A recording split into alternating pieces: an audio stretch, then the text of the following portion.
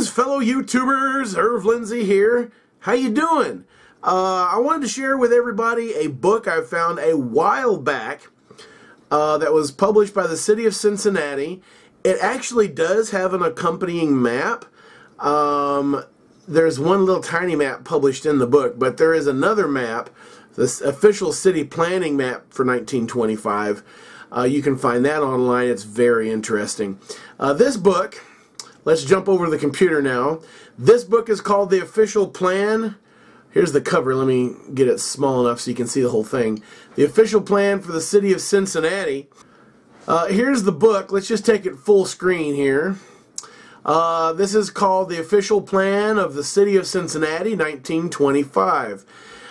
It does have a few interesting things in it that I just wanted to show everybody. You can see that they were actually using this and evidently amending this all the way up into the mid-1930s.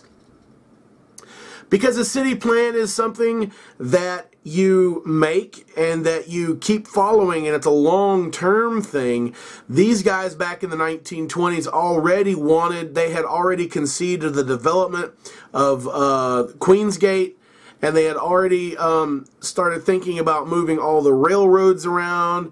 They had started thinking about demolishing all the housing that was in the what they knew as the Lower West Side, what we now historically refer to as Kenyon Bar. If you've never heard of that, you will eventually. I'll do a video on it. For those of you who are big history buffs, this is a great read. It's very interesting. They lay out everything they are going to do. Basically, their plans for the next 30 or 40 years. So back to chapter 13. Historic sites. Number 1 on this list, the first landing and settlement of Losantiville. Is that how you pronounce that? I've never figured that out. And December 24th, 1788. This was Losantiville. This was the settlement that would become known as Cincinnati. Interesting that it says, it actually gives the landing site here, and I have no reason to believe this is inaccurate.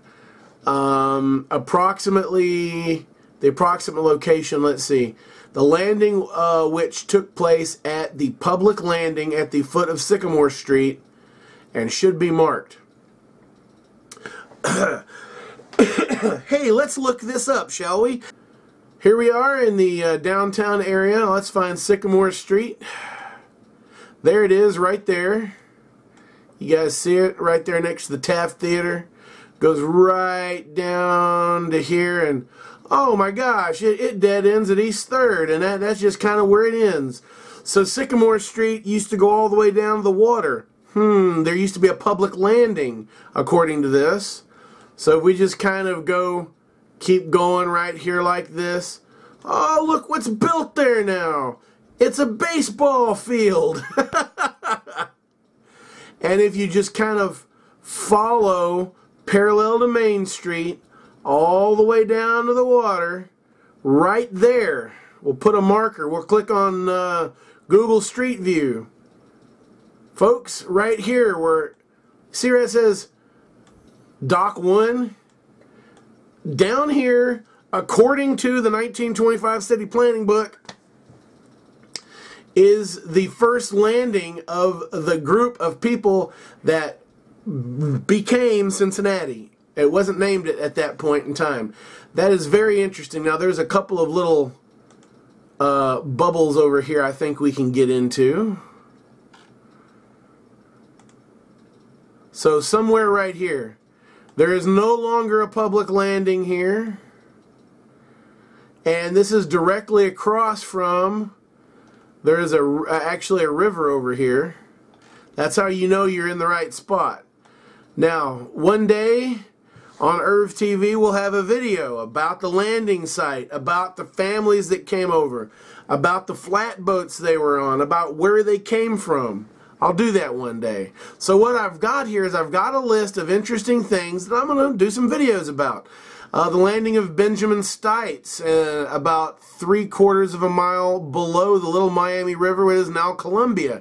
I've been there. I've been to the Pioneer Graveyard. General Wayne's Camp near the West End Gas Works, probably near 7th Street between Rose and Mill Streets, is unmarked. I don't know what General Wayne's Camp is. I'm going to have to look that up. I'm sure somebody out there knows what it is. Leave a comment. And there's no guarantee that there's even a 7th Street between Rose and Mill Streets, because a lot of those streets were jumbled up when they built the freeways and they tore everything apart. Anyway, guys, I just wanted to share this with you.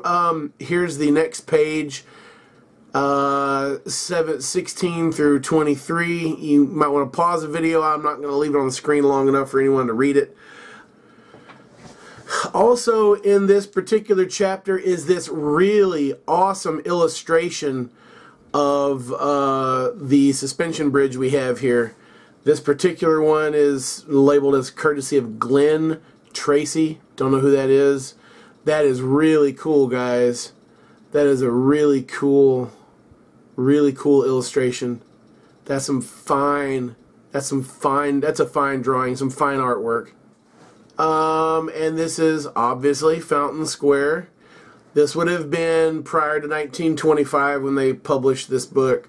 There's a lot of awesome stuff in this little book, this official plan of the city of Cincinnati, 1925. It's a good read. It's actually a lot of pages. I'm not really good at reading lots of stuff like that.